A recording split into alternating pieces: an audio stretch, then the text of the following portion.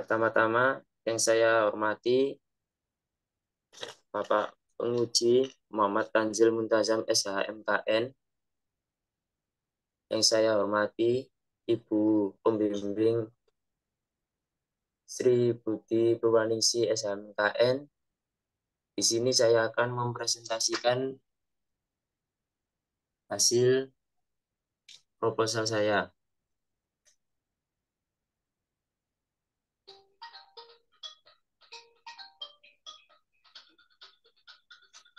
Contoh kasus melansir dari Detik News, terdapat 6 mahasiswa Fakultas Hukum Universitas Lampung mengaku memasukkan 2 tanda tangan pemohon menggunakan aplikasi Microsoft Word yang dimana bertujuan untuk mengajukan judicial review Undang-Undang Ibu Kota Negara ke Mahkamah Konstitusi.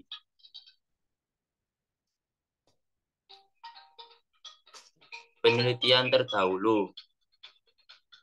Yang membedakan penelitian terdahulu dengan penelitian ini adalah membahas tentang perbedaan aplikasi penyedia tanda tangan elektronik yang sudah tersertifikasi dan tidak tersertifikasi, dan bagaimana standar sebuah aplikasi penyedia jasa tanda tangan elektronik berdasarkan UU ITE, serta membahas permasalahan dan bentuk tanggung jawab aplikasi apabila terjadi sebuah kesalahan dari pihak produsen maupun konsumen.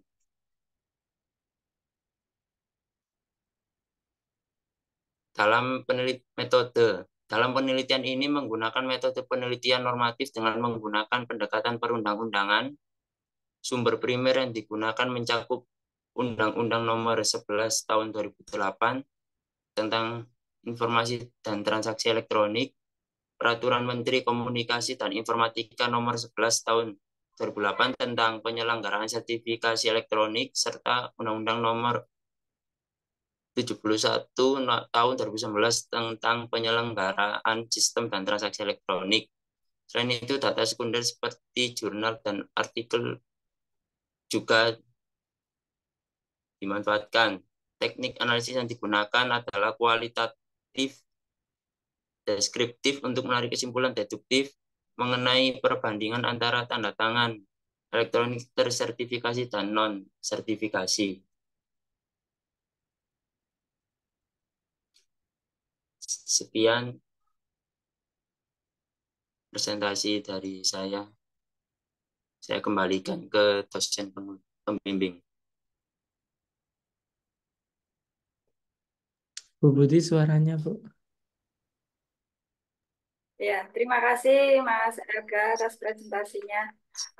Baik, Pak Azam, silakan untuk bisa mengajukan tanya jawab atau memberikan masukan untuk proposal dari Mas Elga di Microsoft.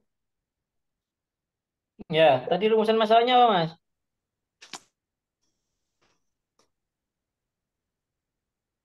Bagaimana standarisasi perusahaan penyedia jasa tanda tangan elektronik berdasarkan UU ITE?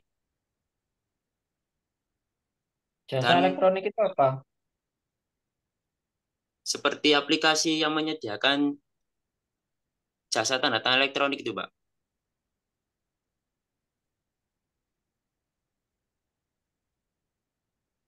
Maksud saya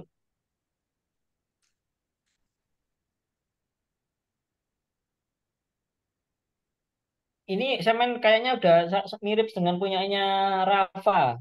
Saya kan udah baca belum punyanya kakak tingkat sampai namanya Rafa. Belum, Pak. Ya, itu mirip seperti ini ya. Jadi si Rafa itu dia meneliti eh, platform penyedia tanda tangan elektronik mana yang dia sudah sesuai dengan PP penyelenggaraan sertifikasi elektronik. Ya, nah, kalau rumusan masalah seperti itu, maka menjadi sama dengan punya si Rafa itu. Kan itu poinnya sama mau ngelihat jasa penyedia tanda tangan elektronik itu apa sudah sesuai dengan undang-undang ITE begitu kan? Nggih, Pak. Iya, iya sama itu.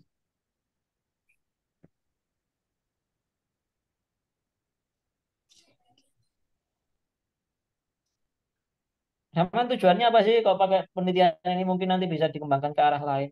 Apa tujuannya? Alasannya apa? Alasannya bukan tujuannya. Tujuannya Alasannya di apa? sini, Alasannya aja. Alasannya apa? Alasannya. alasannya itu agar orang-orang itu ketika menggunakan jasa jasa tanda tangan elektronik ini berpindah ke aplikasi yang sudah tersertifikasi, Pak. Itu tujuannya. Alasannya kenapa kok memilih topik ini ya? Alasannya karena masih banyak orang yang menggunakan aplikasi itu, Pak, yang belum tentu tersertifikasi itu tadi. Contohnya apa contohnya? Ya, seperti Microsoft Word itu, Pak. Microsoft Word yang ditempel itu. Nggih, sama yang buat garis sendiri itu, Pak. Akhirnya dari sendiri gimana? Kan ada, Pak, itu fitur di Microsoft Word itu yang menarik pola sendiri itu, Pak. Jadi polanya itu membentuk seperti tanda tangan gitu. Hmm. Oke. Berarti gini aja. Kalau si Rafa dulu itu saya minta untuk mengidentifikasi platform. Gimana dulu masih ingat Bu Budi? Kayaknya sama Bu Budi dulu itu. Pak Azam, apa kemarin sudah saya sampaikan gitu kan ke Elga, kayaknya ini sudah banyak yang nulis Mas gitu. Malah ya itu tadi akhirnya saya alihkan ke standarisasi. Kemarin tuh yang disampaikan contohnya aplikasi Privy ya Mas ya. Privy ya. Nggih, Bu. Nggih, Bu. Nah, ya itu kok nggak kamu sampaikan gitu loh. Maksud saya apakah berbeda gitu apa aplikasi Privy itu dengan aplikasi yang lain gitu. Kalau yang Rafa kemarin itu iya sih saya yang bimbingannya siapa? Pak Rifki ya, Pak Azam ya. Iya, bahas ini Menguji kayaknya. dulu. Lupa saya. Iya. Atau gini aja Mas. Jadi saya main fokus pada kayaknya fokus pada apa kayak model literatur review atau sistematik literatur review gitu aja. Jadi memetakan, memotret berbagai macam proses penandatanganan yang ada saat ini. Contoh misalkan tadi dari penandatanganan bisa dibagi menjadi 3 model. Penandatanganan apa yang manual tapi didigitalkan ya seperti kayak tanda tangan di touchscreen dan dia pakai langsung menggoreskan tanda tangannya.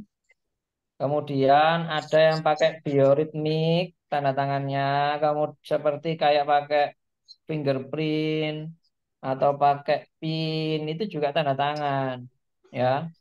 Kemudian memetakan juga yang tadi ditempel, di-scan ya. Kemudian memetakan dengan yang model public and private key seperti yang dilakukan oleh si Privy dan dilakukan oleh DocuSign dan oleh platform-platform lain. Karena public and private key itu merupakan proses penandatanganan yang sesuai dengan Undang-Undang ITE. Ya, kemudian penandatanganan dengan model click wrap agreement, kemudian penandatanganan dengan model identifikasi apa namanya eh, data berbasis pada blockchain, decentralized identity namanya DID. Jadi kalau mau sampai melakukan itu ya sampai melakukan literatur review itu dan kemudian sampai terakhir sampai sampaikan menurut Undang-Undang ITE itu yang sesuai standar itu kayak gimana. Dan dari potret beberapa model tanda tangan tadi itu yang sesuai dengan Undang-Undang ITE itu yang mana. Jadi sampai nggak memotret mana perusahaan-perusahaan yang menyediakan untuk tanda tangan elektronik seperti Privy, DocuSign atau yang lain-lain, tapi sampai memotret fenomena yang terjadi, peristiwa hukum yang terjadi yang banyak orang masih melakukan penandatanganan dengan model berbagai macam model. Ya, seperti contohnya kayak di Fungsida, kayak membuat surat apa lembar pengesahan atau tanda tangan dari dosen itu kan lewat sekber, asalkan menunjukkan ada bukti bahwa disetujui approval, maka sekber akan nempelin tanda tangan. Nah, tapi kalau misalkan ada mahasiswa yang langsung nempelin tanda tangan dosen tanpa ada proses dari sekber, maka yang bersangkutan sebetulnya telah memalsukan tanda tangan dosen. Meskipun sebetulnya di sekber itu cuma nempelin scanan, tapi karena di situ ada willing, ada kehendak dari dosen yang dimasukkan dalam proses tadi, maka itu enggak dikatakan sebagai memalsukan karena ada kehendak yang dititipkan pada sekber untuk memproses itu. Ya, jadi konsep itu juga harus dimasukkan nanti di situnya, di di tulisan sampean bahwa tanda tangan seperti itu sah. Tulis langsung goreskan pada Microsoft Word, nempel scanan itu sah, asalkan diiringi dengan kehendak dari orang yang memiliki tanda tangan tadi. Ya, jadi saya harus menjelaskan dulu nanti di awal itu pembahasan apa sih yang disebut konsep tanda tangan, kenapa kok perlu tanda tangan, ya. Nah, itu harus dijelaskan itu teori-teori penandatanganan dan teori-teori konsep kesepakatan. Nah, itu harus dijelaskan. Itu Mas bisa teman melakukan itu. Nggih, Pak. Ya, jadi kalau saya bayangkan itu nanti akan ada 4 bab, ada 4 pembahasan. Pembahasan pertama saya membahas apa itu konsep penandatanganan, apa itu konsep kesepakatan, dan hal-hal yang menyebabkan kesepakatan itu bisa dibatalkan. Kayak misalkan misbruik van Oudhenden yang dia penyalahgunaan keadaan, pemaksaan kehendak untuk melakukan kesepakatan. Nah, itu harus ditulis semua itu. Itu ada semua ditulis di buku hukum perikatan. Kalian bisa baca buku hukum perikatan. Apapun sumbernya, buku hukum perikatan nanti bisa menjelaskan itu.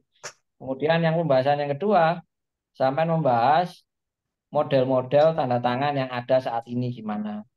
Ya, tadi saya singgung tadi ada 3 model kalau menurut saya. Tapi kalau sampai nuliskan sepengetahuan sampean aja, sampean potret modelnya apa aja, silakan ditaruh aja di skripsinya. Yang jelas pastikan ada fotonya, ada contohnya.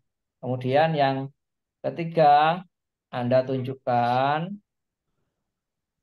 apa standar yang betul untuk membuat suatu bentuk tanda tangan, baik yang manual maupun yang elektronik, baik yang non elektronik maupun yang elektronik. Ya, non elektronik itu berarti berdasarkan pada prinsip penandatanganan yang ada di bab tadi pertama. Yang elektronik berdasar pada Undang-Undang ITE. Nah, kemudian yang terakhir dari jenis-jenis yang Anda sampaikan di bab 2 yang di bab tadi, jenis-jenis tanda tangan tadi, itu mana tanda tangan yang sesuai dengan Undang-Undang Elektronik yang ITE, mana yang nggak sesuai dengan Undang-Undang ITE. Yang berarti orang bisa ngelihat kalau nggak sesuai dengan Undang-Undang ITE berarti ini bukan tanda tangan elektronik, yang gitu. Tapi bukan berarti nggak sah. Ya, paham Mas? Nggih, Pak. Gitu ya. Gitu aja Iya, Pak. mungkin Bu Budi. Ya, terima kasih banyak Pak Azam atas masukannya. Mas Elga minta tolong diperhatikan ya. Direkam apa enggak, Mas?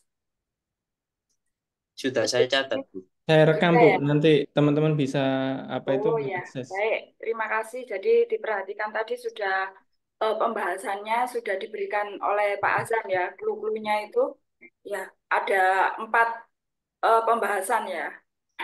Mas Elga. Iya, Bu. Ya, terima kasih. Silakan ditutup, Mas Elga. Baik, saya akhiri, kurang lebihnya mohon maaf. Wassalamualaikum warahmatullahi wabarakatuh.